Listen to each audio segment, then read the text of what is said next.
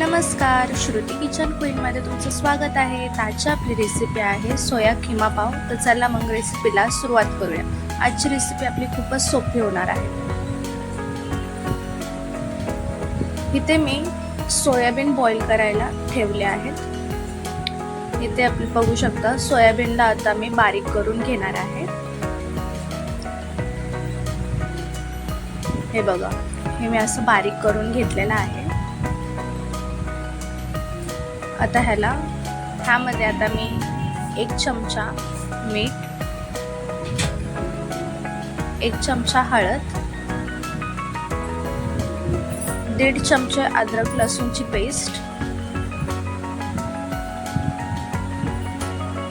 आणि अर्ध लिंबू, हे सर्व मी ह्यामध्ये ऍड केलेलं आहे। ह्याला मॅरिनेट करायला आता आपण ठेवणार आहे। ते पण 15 to 20 मिनिट्ससाठी ठेवू शकता किंवा अर्धा तास पण तुम्ही ठेवू शकता। इथे मी ह्याला मिक्स करून घेतलेला आहे। आता ह्यामध्ये मी तेलात जिरा ऍड केलेला आहे, 4 ते 5 लवंगा, 2 तेजपत्ता, इथे 1 दालचिनी, 2 लाल मिरच्या आणि काळी मिरी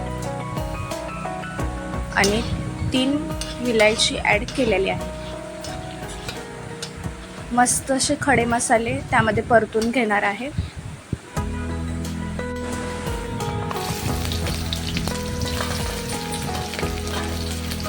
आता ह्यामध्ये मी कांदा ऍड करते।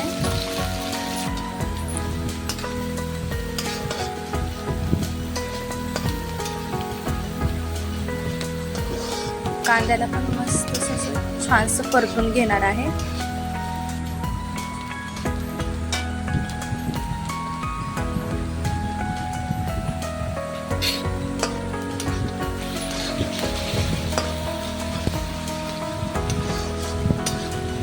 ह्यामध्ये मी अद्रक लसूणची पेस्ट ऍड केलेली आहे।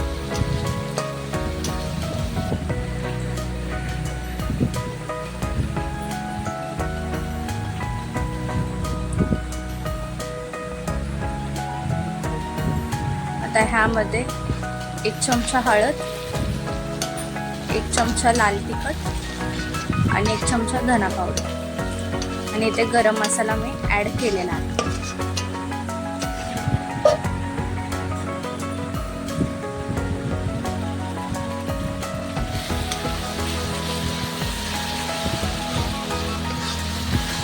इथे मी आता टोमॅटोची प्युरी ऍड करते।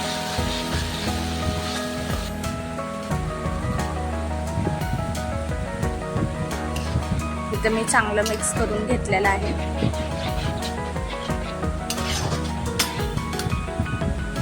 इथे मी थोडंसं पाणी ऍड केलेलं आहे।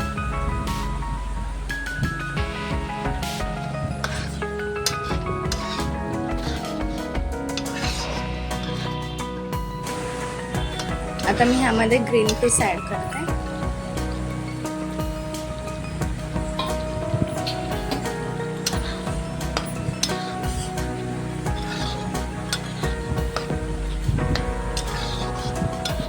इथे मी सोयाबीन ऍड करते, जे आपण मॅरिनेट करायला ठेवले होते ते। आता मी इथे मिक्स करून घेणार आहे एकदा।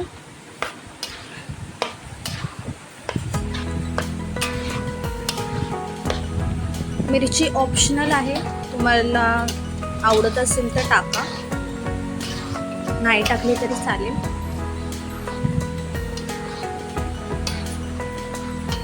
इथे मी मस्त अशी आता कोथिंबीर टाकलेली आहे त्यावरती। सर्व आता मी मिक्स करून घेतलेला आहे।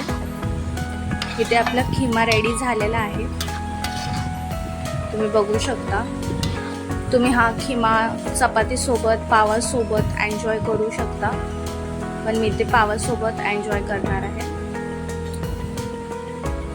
सो तुम्हाला माझी आजची खिमा पाव रेसिपी कशी वाटली ते मला कमेंटमध्ये नक्की सांगा आणि माझ्या चॅनलला लाईक करा, शेअर करा आणि सबस्क्राईब करायला विसरू नका। थँक्यू।